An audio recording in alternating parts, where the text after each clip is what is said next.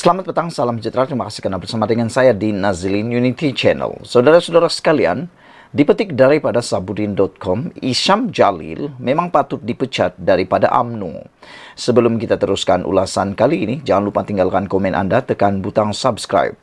Saudara-saudara sekalian, sejak belakangan ini ada seorang pemimpin daripada UMNO yaitu Isyam Jalil begitu lantang mempertikaikan keputusan-keputusan dan juga cuba memberikan pendapat peribadi beliau yang mana ia turut mencuit Zahid Hamidi.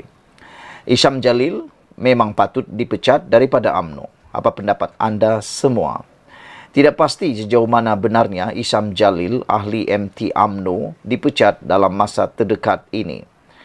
Sejauh ini ia hanya sekadar dakwaan Isyam berdasarkan cakap dengarnya semata-mata. Dalam catatan di media sosialnya, Isyam dipetik sebagai berkata, "Saya dengar minggu ini ada beberapa lagi ahli UMNO akan dipecat. Dalam mesyuarat nanti, ada ura-ura kata nama saya pun mungkin tersenarai." Berdasarkan catatannya itu, segala kemungkinan beliau dipecat daripada UMNO itu tidak lebih hanyalah suatu andaian semata-mata sahaja. Begitupun sebagai ahli MT UMNO, tindakan beliau menyanggah keputusan parti berkenan hubungan dengan PH dan yang ada DAP di dalamnya adalah suatu keterlanjuran yang serius. Isyam sepatutnya membangkitkan perkara itu dalam mesyuarat MT UMNO.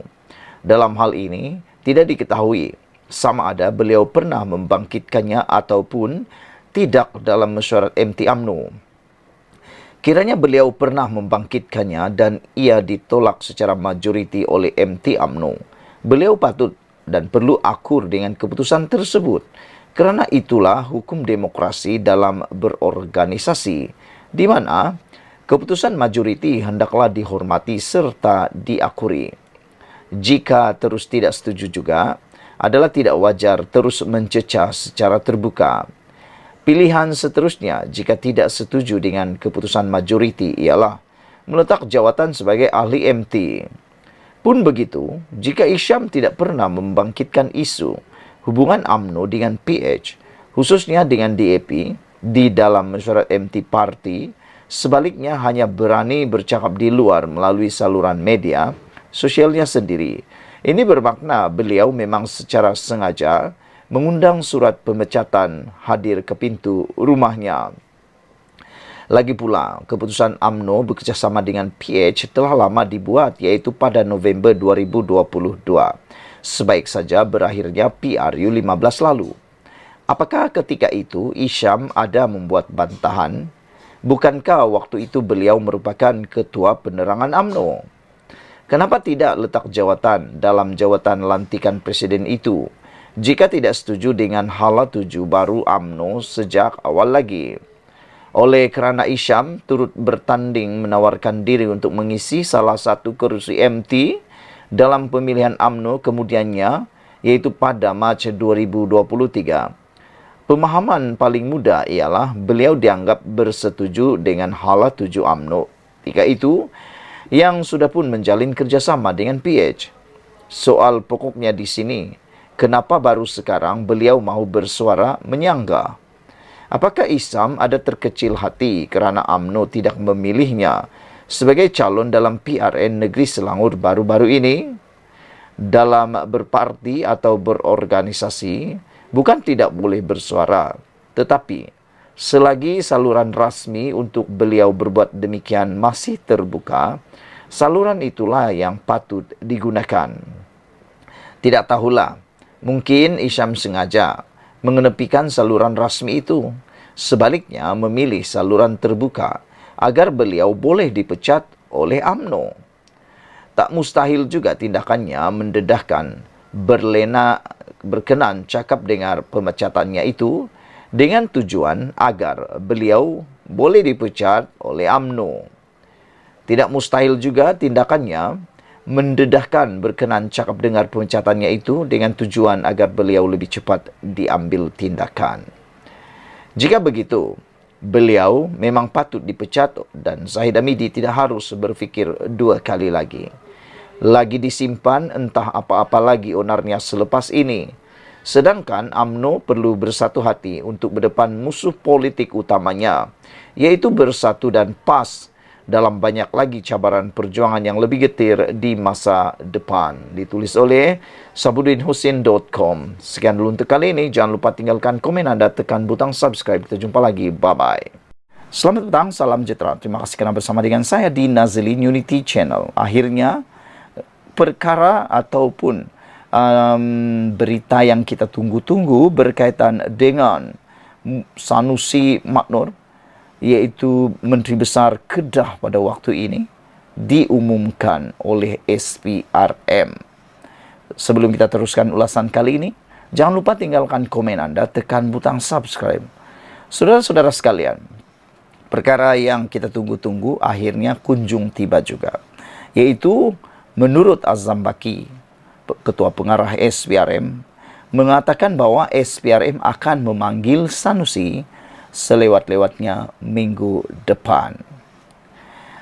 Suruhanjaya Pencegahan Rasuah Malaysia SPRM akan memanggil Menteri Besar Kedah Datuk Seri Muhammad Sanusi Maknur selewat-lewatnya minggu depan bagi melengkapkan kertas siasatan berhubung isu kecurian unsur nadir bumi REE di Bukit Enggang Si Kedah. Saudara, selepas pilihan raya 6 buah negeri baru-baru ini, ramai netizen mula mempersoalkan kes tersebut. Ada yang kata konon ia telah terhenti.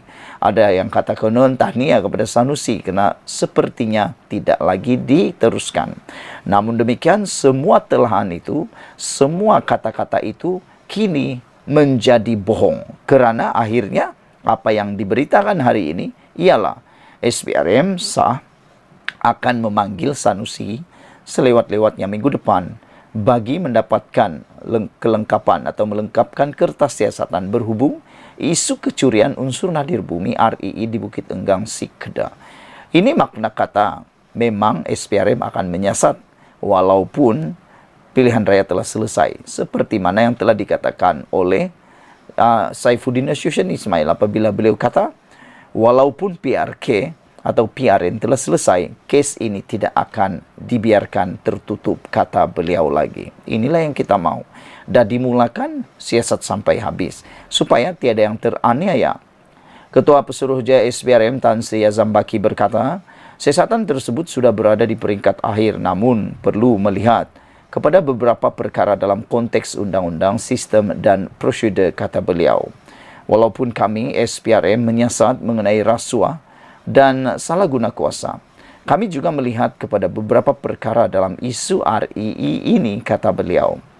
Dengan sistem dan prosedur, tugas kami adalah untuk menasihati kerajaan negeri tentang bagaimana hendak memperbetulkan keadaan. SPRM sedang menyiasat kes ini sebab itulah jadi lambat dan orang ramai bercakap tentang bila nak ambil tindakan, katanya kepada media ketika program Executive Talk bersama pengarang media cetak bahasa Melayu dan bahasa Inggeris di sini pada Isnin. Sinar Harian pada 9 Ogos melaporkan SPRM memperoleh keterangan baru namun masih menangguhkan tindakan memanggil Muhammad Sanusi kerana ingin meneliti maklumat dan petunjuk baru yang diterima. Azam Baki berkata pihaknya akan menyiasat maklumat terbaru tersebut bagi menyokong siasatan sedia ada sebelum tindakan selanjutnya dijalankan. Bagaimanapun, Azam Baki menerangkan perkara yang dilihat adalah mengenai kuasa untuk meluluskan pelumbungan haram itu kerana dakwanya ia bukan keputusan daripada kerajaan negeri, sebaliknya kerajaan persekutuan. Tambah beliau, pihaknya akan membuat mengenai pengurusan polisi dan cara mencadangkan projek itu kepada kerajaan persekutuan. Ujarnya, SPRM juga bakal menyemak segala tindakan yang dibuat pihak berkuasa sebelum ini terhadap isu berkenaan selain berlaku adil terhadap ahli Dewan Undangan Negeri Adun Jenari itu. Apabila melibatkan pendakwaan dan juga sistem atau prosedur, kebiasaannya kami akan ditanya di mahkamah. SPRM bertanggungjawab menyiasat kenapa warga China boleh masuk dan dari mana mereka datang. Semuanya kami perlu tahu. Adakah mereka datang untuk menorong ke kawasan atau mahu melakukan perlumbungan haram? Soalnya. Azam Baki berkata perkara tersebut perlu disahkan sama ada Muhammad Sanusi benar-benar mengetahui keadaan yang berlaku atau sebaliknya. Hal ini kerana terdapat video dan gambar menunjukkan dia, iaitu Muhammad Sanusi, pergi ke kawasan kejadian. Seolah-olah dia baru tahu ada orang sedang mencuri REE, ujar beliau lagi. Sekian dulu untuk kali ini. Jangan lupa tinggalkan komen anda. Sila tekan butang subscribe. Kita jumpa lagi. Bye-bye.